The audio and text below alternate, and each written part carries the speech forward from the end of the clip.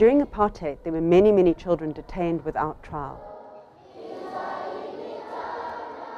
When I started working in the courts, I saw children who'd been beaten by the police, bitten by police dogs, and they could even be whipped as a punishment by the court.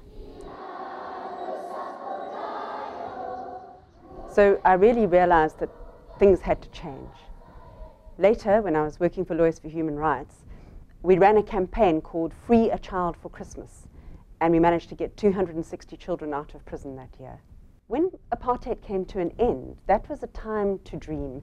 That was a time to think about what would a good country do about children who got into trouble with the law. And when Nelson Mandela made his first speech in Parliament, he said, "We will empty the jails of children." And he really meant it. And then I was asked to chair a committee that drafted a new law that said what would happen to children who came in trouble with the law.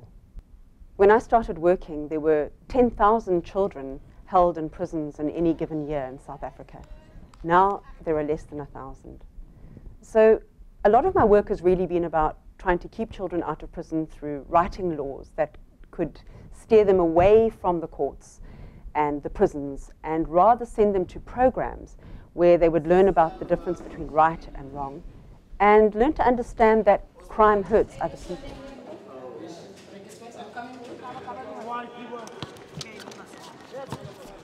What happens when we take cases to court is that we can win rights for a whole group of children and not just the one child that the case is about.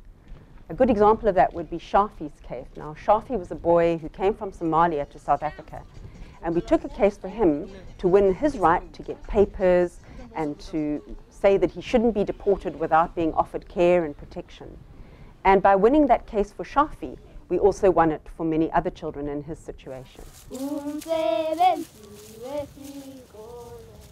In the Eastern Cape, many children have to go to school in mud huts, broken down old mud buildings. So we brought a case to court for 7 of these schools, saying, please hurry up and build the schools for these children. The government said, well, let's not go to court.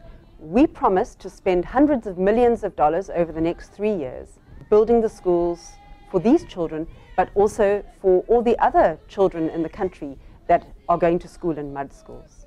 So we managed to win the case for many children.